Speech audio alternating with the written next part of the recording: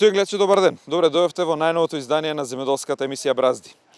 Денешната емисија ќе биде посветена на Струмичката котлина, една од нашите најзначајни котлини каде што се произведува најголемиот дел од храната. Тука се доматите, краставиците, зелката. Само еден пример не потикна за денешната емисија. Тоа е информацијата која што беше баш убава информација за сите земјоделци дека од годинава од пролетната зелка земјоделците поделиле 30 милиони евра. Одлична информација, тоа е многу добро за земјоделците и само го отвори уште еднаш прашањето колку е важно кога само од зелката, од пролетната зелка земјоделците земале 30 милиони евра. Каде се оние главните култури, каде се доматите, краставиците, есенската зелка допрва ќе има куртовската капија многу се произведува во овој регион. Ова значи дека цела оваа котлина произведува огромни количини на храна, генерира огромни приходи. И уште еднашка апелот на сите кои што ги снимивме во тој крај е дека тие сите би сакале да се бараат модели како да се развива ова производство, како да се зголемува ова производство и да се затвори еднаш за секогаш прашањето со отварањето рудници во близина на вакви производни региони. Сите се согласни дека такви загадувања и можни еколошки катастрофи на никого не му се во интерес.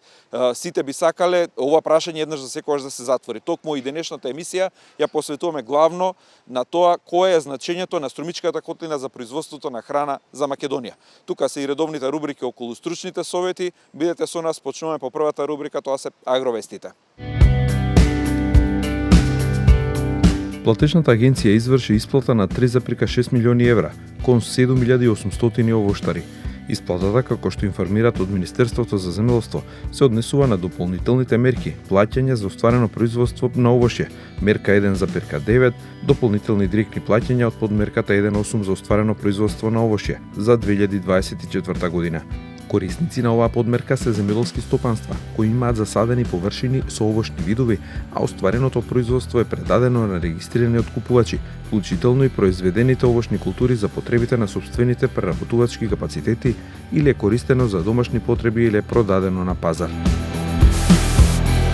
На крајот од минатата 2024 година беа распишани 5 јавни повици за доставување на понуди за давање на закуп на земјоделско земјиште во државна собственост до 3 и над 3 хектари. Од вкупно 1600 понуди колку што беа доставени до Министерството, донесени се 982 одлуки за вкупна површина од 2862 хектари. Овие бројки се доказ дека јавните повици предизвикаа голема заинтересираност кај земјоделците.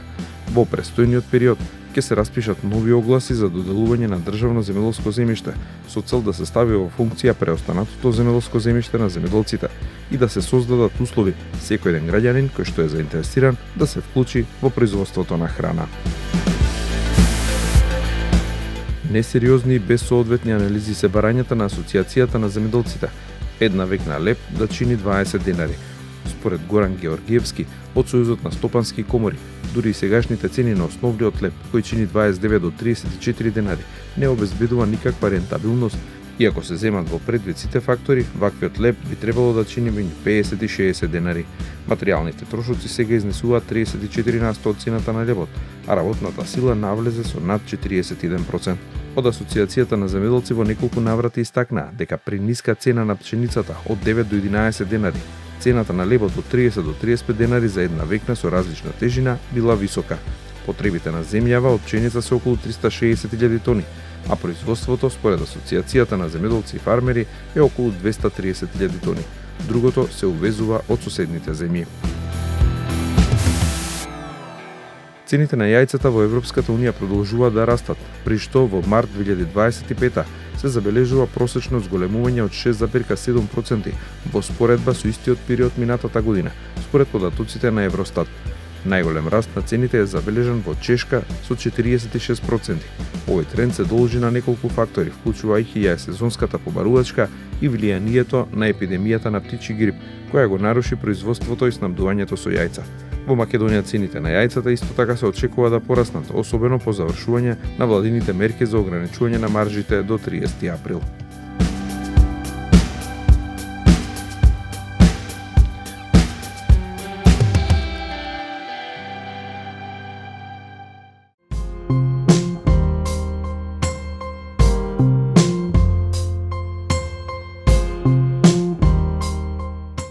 главната тема за денешната емисија ни е производството и богатството на струмичката котлина. Земјоделците ги мачат прашањата со климатските промени, со оваа пролет која што беше неспецифична со ладното време, проблемите со нелојалната конкуренција од Албанија. Изгора на тоа се уште ги мачи незатворањето на прашањето за отворањето на рудниците Иловица и Штука. Апелираат тоа прашање еднаш за секогаш да се затвори и укажуваат дека оваа котлина мора да биде позната и во светот по производство на квалитетна храна. Закиров, колку време сте со земјоделство, под кои околности станавте земјоделец и што имате од производство? Па под принуда останав, без работа останав пред 20 години. Не сакам ни да ги бројам годините, нели? Меѓутоа тука некаде се 20 години. Знаев дека тоа ми е единственото решение. Кога ќе остане без работа, јас се подготвував. Уште на времето, нивите си ги на имаше? времето купував некоја нива, нешто свое, таткови, и си седнав, добро си седнав на нивите и можам да кажам дека и нивите на еден начин ми направи обстанок на семејството. Што имате од производство? Гледаме овошки, пчелки, Па нешто градинарство. Има се пчелки, 50 садаци пчелки, имаше ова зима мал помор. Ама не само кај вас. Насекаде. Имаше и насекаде. Србија и низ Македонија. Не сме задоволни. Сега се работи нели на обнова и тоа е. Од другото имам, морам да кажам дека околу 18 декари се под овошни насади. И тоа имам засадено ретки овошни насади кои ги нема во Македонија. Тоа значи тоа е ретки? Ретки на пазарот ги нема. Едноставно ќе ги видите, дури јапонската круша е, можам да кажам, дури мој производ. Осам во Скопје. Гледам калемите, тоа вие искалемивте или донесовте садници? Јас немам купено калем. Се 18 декари, јас се сами калеми? Сето тоа си го работам сам. Видов дека можам тоа да го правам уште на години и имам направено на мене и на некои луѓе, малку. Многу малку за луѓе кои стигнав, така да ова ми е Добро, основно занимање на еден начин тие години. таа јапонска круша, проблем е да се продаде или баш напротив, од што е ретка и од што е барана без проблем иде? Од што е ретка, доволно, значи, не е пробиена. Еве, во Скопје, например, ја носев лани прв пат, ја носам и доаѓа трговците на конечни пазар, носам. Аха. Затоа што сепак ова се веќе количини, Така, неговото од овие немаш да површини. стоите на пазар да Немаш продавате. да одам на пазар. Во Струмица 2 години бев и за мене веќе мала е Струмица и едноставно начинот на продажба сепак Скопје. А не стои, не трпи, многу да стои. Трпи. Ова чудовото овошје. Не знам, штета е што сега не сме во моментот да го пробате. Ама ќе дојдеме, да ја промовираме посебно да направиме репортаж. Атрактивно е како овошје. На прво замилување во Скопје, трговци од Албанија и од Косово. Значи така насреќали нешто налетав на Кога нив. Сака и цената беше добра, еве вид, круши, така, 3 пати однесов, завршив. Сега веќе полека и сами ќе звонат. Сега ќе звонат тие, да, затоа што знаат што имат кај мене. Така. Што имат кај мене. Со овие климатски промени, бевме Росоман праските измрзна, Преспа јаболките измрзна. Тука овој крај како пројдовте? Овој крај- Година спомна пчелките, има проблема, а пчелите веќе сегде изгледа. Од друго има. Шо е со крлежот таа година или? Крлежот нема, кажам, мислам дека ланската суша направи Аха, своето. нема добро за зимување. Не сме толку Така. искусни пчелари. Едно Ама и 10 искусни години ги има имаме. проблем. Меѓутоа не би можел да кажам што Така, е така. причината. Ама дефинитивно има помор Имаме помор. Од 50 пчелни семејства дали има 20. Тоа е многу. Сега е задача И да се сега продолжуваат. Сега изгубите годината да ги обновите. Ќе кажеш дека немаш мед, имаш колку за себе чуваш и така. Да, ќе бараат луѓе. Добро, во овоштарството ги чувствувате ли овие климатски проблеми, суши, екстремни појави, дождови нагли, невремиња?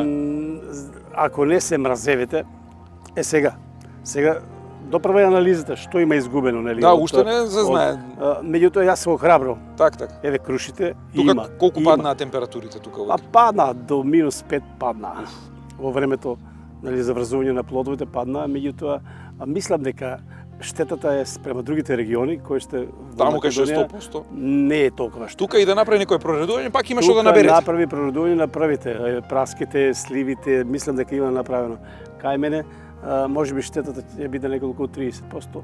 Меѓутоа доволно, помалку Да. род, побави плодови, така јас не се Тоа- радувам. тоа не е не се страшно. радувам многу Да. на многу плодови, затоа што ја поста круша врзува многу плодови. Па Јас- треба да ги прореди. Треба Тоа да е сега ми сврши работа изгледа. Да. Изгледа, така викам. Да. Доправа ќе се знае. Доправо ќе Да. видиме. Добро, освен климатските промени, една од главните работи што ви тежи во струмичко, што ви виси над глава, е проблемот кој што со години се провлекува. Еве, денеска е денот на планетата Земја. Ние разговараме во 21 век дека некој сака тука да отвори рудник буквално на 100 метри од вас. Ево го гледаме тука ридот, кој ќе отвориш очи право не го гледаш. Јас го гледам кој знае колку пати во ден. Ова ридчето, за првото ридче е тој рид кој што треба да го снема. Да иде 600 метра дури подземно. Страшно, да. Тоа е страшно. Ние се плашиме да помислиме на Да. тоа чудо таму.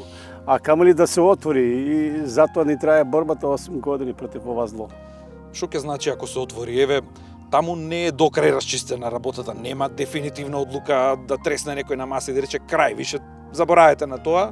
Се некако се провлекува, се ни виси над глава. Што ќе значи за оваа котлина ако не дај Боже се отвори тоа? Јас мислам дека тоа ќе биде смрт за ова котлина.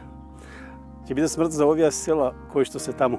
Еве, гледате дека во Струмичка котлина селата се на нижини, на падините на Огражден и на падините на Беларци. Така правеле Таму на времето, има- плодните ниви ги оставале за Плодните ниви работа. се оди таму да се работи. Од таму има веднаш на 300 метра од таа линија, гранична линија која што почнува тој проклет рудник, села. Штиловица, Иловица и Штука, Сушица, понатаму други села. Веднаш се тука Турново, многу блиску се. Луѓето и не знаат што се случува, што ќе се случува со тој рудник. Еве, сега Дека имам- огромна опасност е тоа. Сега имам млад компир, познат из цела Македонија. Ја од Млад Скопје доаѓам компир, за тој е. компир. Сега да идете да се откриени Пола веќе. Македонија ја рани. Луѓето се уште има таму луѓе кои работат, кои се надеваат и многу лажи излегува околу тој рудник. Ние се бориме 8 години, барем толку најмалку Да. е тоа зло да не ни биде. Да не биде тоа. Никако. Основно- Јас не можам да го замислам тоа. Еве од тука секој утро го гледам на 2 километри тука и ја го добра ридот стои. Јама кога ќе почне некој да го чепка ридот, јас мислам дека живот нема за мене. Така Тоа ни замислам. пчели, тоа Пчели, овштарство. овштарство, се тоа ќе замине, тоа ќе биде минато, тоа ќе биде не знам што. Кој тоа можеше да си го замисли само? Еве, Јас се прашувам. еве да сведеме на микроприказни, на мали локални. Вие од ова вадите екзистенција, од ова парче земја. Да, се Ваше живее. што се живее. Јас ќе ви кажам дека се еден живее. куп тука луѓе живеат од тоа. Тоа има основна Се екзистенција. живее кој ќе да дојде до степен да се обезбеди на површина 15 до 20 декари, вака некој специализирано овошје, некој специализирано нешто, се живее. Дури вие градинарите и со помали површини вадат за Помали, живееч. јас знам, имам раноградинари во другите населени места кои што интензивно таму се работи токму тоа. Луѓето се задоволни од 10 декари. Темата рудник не сакам ни да се отвори дури. Толку е, за мене тоа е трагично. 8 години се мачам јас од тука таму. Колку протести имавме на лице место. Јас бев таму цело И време. утре да речем, нема да се штедите, верувам. Не, никако. Јас сум спремен да загинам. Јас сум по професија дипломиран инженер-архитект, меѓутоа имам хоби со брат ми се занимаваме со лозарово овоштарство, претежно со винова лоза, гледување винова лоза, има околу 15 на декари овде на ридот на Ѓурица под Огражден и во план е да правиме некоја мини семена винарија. Тоа предпоставам лозија е нешто наследство или идеја како е тука Тоа е порано идеја имало на- лозија доста. Порано до 60-те години мојот дедов ми има кажувано дека сите ридови подножно ридовите овде било со лозови насади, меѓутоа доаѓа тогаш филоксерата, се сушат. Дедо ми имаше едно помало лози посадено пред 30 на години, се ова идеја на татко ми. Последните 10-15 години постојано секоја година садиме нови сорти, претежно вински сорти, Каберне Совиньон, Каберне Франк, Сира, Мерлот и така натаму. Како е поднебјето за Поднебјето, што кажува родот? Па пробавме со повеќе сорти експериментиравме, бидејќи ова место е подложено на сонце, има постојан пробив, минимално ограничено бројот на прскања 2 до 3 пати годишно, Што е што е минимално. незначително. и претежно овде под Огражден успеваат црвените сорти на грозје, а под Белајсто успеваат белите, бидејќи таму си бара сенка и помалку сонце. Овде имавме дури над 30 чекерни единици на Каберне Совиньон, 28 на Мерлот. Тоа е дури премногу и мора да го береме пред време во август месец. А ако порано беше септември, октомври бербата, сега дури мора и порано да го береме. Со шекерни единици да проблем. Идеални услови имаме за лозарство овој дел. Добро, огражден, ако некогаш раѓала грозје и е идеална за грозје, што може да се претвори? Вие, еве, денеска е денот на планетата Земја, вие сте еден од активистите кои што цврсто застанавте во одбрана на отварање на тие рудници на смртта.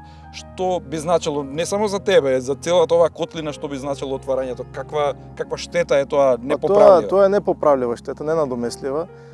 Таквите рудници од отворен коп, еве имало порано со таква отровна технологија, со примена на натриум цианид, на сулфурна киселина, на солна киселина, во илјадници тони на отворено. Во Америка, например, во Карпесите планини во западот на Америка, има иселено цели градови.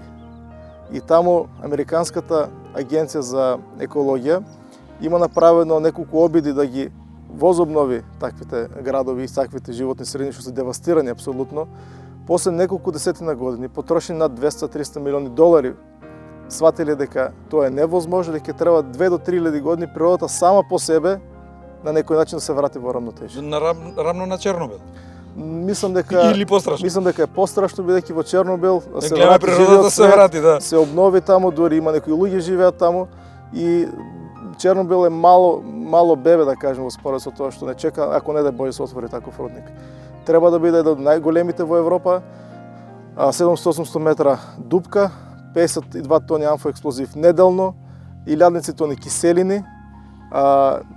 Дури за 20 години ти да си одат доставот овде пустош, во наредните 100 години ќе треба примена на активни технологии, 2 до 3 милиони долари годишно трошок за прочистување на отпадните води што ќе се излеваат од тоа отровно езеро. Ќе има највисока хидроеловична брана од 276 метри овде да ни виси над глава, што не дај Боже ден ќе пукне, цето ова поле ќе го однесе во отровна јеловина, така да над 800 хектари шума ќе бидат уништени, ќе бидат исечени. Тоа е фрапантни бројки. Фрапантни. Над 20 сантима прашина отровна од самите експлозии за 20 години работа ќе го покри цело Струмичко поле. Никој одовне нема да сака да купува. Да, ќе биде производи зачинети со отрови, со арсен, со стронциум, со тоа е незамисливо така. Нема да сакат луѓето да произведуваат за себе, нема да сакат да нема ни да може да произведуваат. Нема ни да можат од такви. Ние со климатски промени па едва и произведуваме. Треба неколку села да се иселат од таму. Овде сите наш животот ќе ни биде пекол едноставно. Не само земјоделие, и овој туризам што го имаме и градеж, кој ќе инвестира овде? Да. Кој ќе биде? Кои станови ќе се продаваат? Нема здрава логика ова, нема никаква логика. Добро, кој е бенефитот за државата кога тргнале, со каква идеја тргнале, колку би носел тој за државата? Па некои 2 до 3% годишно на државата сега, во пари околу, не знам, еве 2-3 милиона. 2-3 милиона долари годишно или евра, што и да биде. Само пролетна зелка имавме на 30 милиони ова. Да. Каде е есенска зелка, каде се домати, пиперки, ова поле тука раѓа, принос носи. Житни култури. Овде на 500 метра кој што снимаме е една од поголемите фарми, над 900 крави има овде. Сушица. Да, во Сушица, да. Има се уште има луѓе што гледаат стока, овци, кози. Нема логика ова да биде. Така, вие ги следите активно, работите, со години сте меѓу првите, меѓу најжестоките обранители што веќе 8-9 години. 8-9 години. На чисто не сме уште. Нема дефинитивна одлука дека може да речете готово, може да здивнеме, завршена е таа работа. Се тактизира некако, не е до крај. Наше да се бориме до крај. Да, ама државата нема стајна точка. Своето. Финална. Знаете властите како се менуваат кај нас. Никош не се знае. Немаат константна политика, некоја постојана. Една жвака друг, но наше да си го одбраниме своето и да си стоиме на своето, така да нема отстапување од ова борба. И така имаме проблем со иселување на млади. Се потешко ја низ Струмица многу ретко наоѓаме млади земјоделци да наследил некој. Па имам другари што работат раногренетски култури во Бориево, во овие други села што се во полето кај што има и доста иселување. Има доста иселување, меѓутоа знаете имам другари во Германија, во Швајцарија, во Италија. Почнува да се жалат. Вела дека има криза таму, се качни трошоци за живот едно друго. И него му е тука некоја сигурност дека има кај да се врати. Место кај да се вратат. Имаме пријатели кои што на пензија се имат овде вратено, имат направено нешто од својата земја овде што ја имат. Нема да биде претерувано да се каже дека во Струмичко поле 56, може 70% од површините не се работат. Да, има доста. Има доста. Дали постајани. Проблем се малите парцели, дека треба комасација да се изврши, укрупнување на парцелите, иселувањето проблем. Меѓутоа, како потенцијал тој уште стои. Да, тој не е искористен недоволни потенцијал. инвестиции, државата недоволна И помош. дури при таков случај кога има недоволни инвестиции, имаме иселување, Струмичкиот, тоест југоисточниот плански регион е втори или трет во државата по придонес од бруто домашен производ. Прв е секако Скопскиот регион, втор Полошкиот или Така. северозападниот. Или Пелагониско. Да, но пак се тоа југоисточниот земјоделството пак е трет. Пак е земјоделството так, тоа што е тука так. носителот. Иако последните 35 години нема сериозни инвестиции во водоснабдителни системи, примарна и секундарна обработка на земјоделски производи. Тоест има уште огромен неискористен потенцијал Струмичкиот крај за Така, тука може. рано гренарско производство, органско овоштарство, дури сточарството, ако се интензивира, има И место да огромен размислуваме од тој потенцијал. правец тоа да го развиваме, како тоа уште повеќе пари да ни носи, ние Тоа се губиме време за протест. не нормални работи едноставно, не здрави работи. Без храна, сега гледам има постојано криза во логистика, во едно друго. Така. Без свое собствено производство на храна, како народ, како држава нема што да бараме. Ќе дојде момент кога здравата храна ќе чини повеќе од златото што сака да го копате. Тие брани што ги најавуваат толкави, место да направиме брани мини акумулации да имаме вода за Па, поливите. Сега имавме интензивен период на врнежи. Да, ни отиде водата. Ни отиде, значи Ќе дое сега Огражен овде има горештина. неколку брани мали. Место да се направат нови бранички кои ќе Тоа може зафаќаат каскадно да биде. може хидроакумулација да Така. биде, може и струја да се произведува тоа. Имаме огромен неискористен потенцијал. Они се фатија златото. Тоа еднаш ќе го искористиш, ќе загадиш се околу себе, Да. ќе оставиш пушто за следните генерации. Што ќе остане за другите после нас овде? Кај ќе одиме? Ние ќе се селиме сите што сме. Распеани петли, кокошки, разгаламени, Има- што се имате од производство? Има кокошки, има кози, има свиња, да кажеме. И тоа. Колку имате, што имате, колкаво производство? Па кокошки има над 100, да кажеме. Кози имаме 5, сега има и мали помнадо пијариња. Свиња имаме 2-13 маторици и продаваме прасиња мали, да кажеме, за гледање кој како му требат за печење. Храна, обезбедувате сами? Храна сами обезбедуваме. Имате ниви тука? Ние под наем ги земаме. Така. Бидејќи наши немаме, под наем се и сами си произведуваме. Ченка, јачмен, пченица. Како е полето, раѓа добро, имате вода? Полето раѓа, вода, систем за наводнување има. Сега не знам како ќе за напред, нели, со браната, дали ќе има доволно вода. Раѓа само треба работа, треба луѓе. Со вода спомна проблем, со овие климатскиве промени станува се по проблем водата. Сушата си покажува своето, нели? Место да разговараме сега за суша, за како да се реши систем за наводнување, ние дојде време да разговараме за нешто што сакат над глава тука да ви го отворат. Вие сте меѓу последните куќи тука во селово и буквално ќе ви биде до ограда. Знаете што? Ние овде ако се отвори овој рудник, јас Ќе има ли земјоделство, ќе има ли не стопчарство? земјоделство, јас мислам дека луѓето ќе си селат на цело. До и така се селат. Јас мислам. И така се селат. И така се селат и нема да има никаква перспектива. Кој ќе сака да живее, значи ако ти овде овој рид го гледаме над нас, пршината овде, мислам овде Не само живот. тоа, ај вие што ќе немате да каснете нешто здраво, на колку ќе го продаете и тоа што ќе го произведете. Тоа Ама да не мислиш за другите, значи сам за себе ако мислиш, еве јас за моите внуци, ако мислам ако се отвори рудник, треба да им кажам бегајте одавде. Значи, тоа ќе умирање секој ден. Со прашина да живееш, како да не ни доаѓа памет на онкологија, место не може да најдат за пациенти толку што се расшири оваа модернава болест и модерниве болести со ракот. Не ни доаѓа памет, сакаме уште да се труеме. не знам, човек значи не може да биде паметен, некои луѓе што мислат и како мислат. Како земјоделец долги години се занимавате во вашиот роден крај во Ново село со земјоделско производство, колкави површини, што се обработувате, работите, еве, јас скоро имав прилика да видам, да присуствувам на враќање на кикириките како производство во Струмичко, што се друго имате вака производство да добиеме представа? Вака, значи кикириките точно така не се како некоја примерна дејност, но освен кикирики имаме производство на компир, плодоредно одиме со житарици и пченки, значи пченица, пченка, овес. и исто така имаме и зачински лековити билки. Така да површини значи цирка негде околу 60 на хектари. Сериозна бројка. Треба и механизација, треба инвестиции. Па да, нормално дека треба. И тоа имаме доста инвестирано. Се уште имаме значи некои циклуси за одредени култури кои што сакаме да ги заокружиме до финален проект кај што за да ги вадиме, но засега сме само на одгледување. Имавте ли проблеми со овие нискиве температури годинава? Неспецифична година беше пролетва. Пролетва тргна добро, например со компири. Засадивме на време све, но после тоа имавме обилни количини на дожд, каде што ни направија дефинитивно некакви проблеми, но се уште не можеме да утврдиме која е штетата која што е причинена од тие дождови, и тоа е сето како резултат на, да речеме, наша неодговорност, кај што не сме ги одржували системите за одводнување, но работиме и на тој сегмент.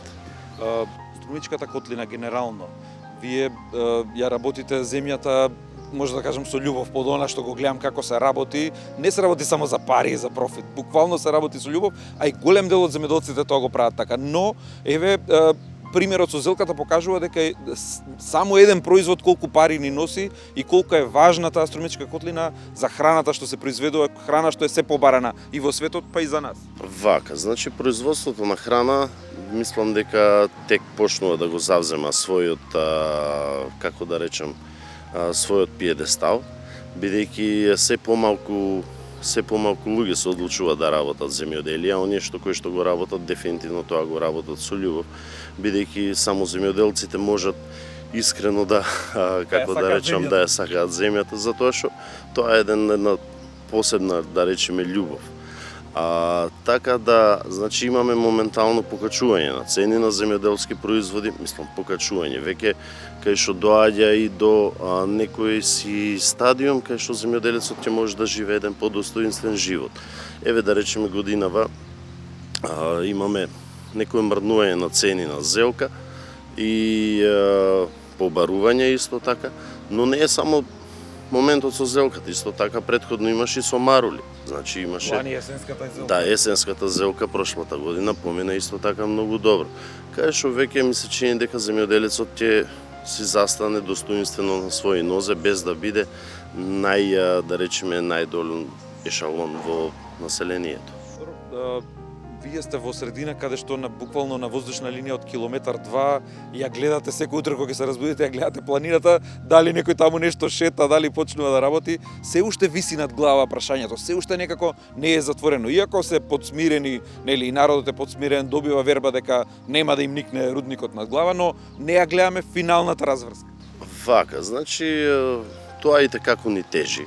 Значи тој момент со отварање на рудници, во поново време имаме некои иницијативи кај што сакаат да ни отворат топилници, и јас се уште не можам да разберам кој е бенефитот од тоа нешто ако се отвори, бидејќи сега 21 век сме, сите имаме достап до одредени литератури кај што се опишани сите недостатоци, тоест не недостатоци, сите лоши влијанија доколку се отварат такви капацитети. Значи посебно за струмичка котлина и за нашите села кај што ние сме всушност едни од најголемите производители на храна во Македонија, па и за извоз, исто така и доколку ни се отварат такви капацитети, јас мислам дека никој нема да сака понатаму да купи храна од регион кој што е деклариран како загаден или не дај Боже кај што доколку се случи некоја еколошка катастрофа како што сме сведоци, значи во други земји кај што се случувале, значи испуштања на тие како се викаат ложници, да, со кои што содржат тешки метали, отрови, сулфурни киселини, не знам, цијаниди што ќе има таму, бакарни сулфати. Еве да го земеме бенефитот за државата. Ќе земе државата колку? 1.000.000-2 евра. А гледаме само целката 30 милиони зема народот. Така, и се тука јас мислам дека нашите власти треба да бидат свесни дека не треба, значи не треба воопшто ни да се дискутира за отварање на такви капацитети. Значи тоа треба, според мене, моментално да се прекинат сите преговори и сите иницијативи кои што се преземени за, не дај Боже, отварање на такви капацитети. Имавме во последен сега пред некој месец загадување на крива река. Да, кај имаш истекување од не знам там кој Пак е рудник некој до Раница. таложник, Да, од некој таложник, што и да е, значи дојде до комплетно загадување на крива река која што притока на Пчиња, од Пчиња во Вардар и понатам. Значи тоа е едно системско еколошко уништување на еден комплетен биодиверзитет. Така да не, воопшто не е во ред доколку се отворат такви капацитети. Пред крај на денешната емисија уште блокот предвиден за стручните совети, а во нив ќе гледате како да се направи битката, да се добие битката со плевелите и да се направи правилна заштита во градинарството.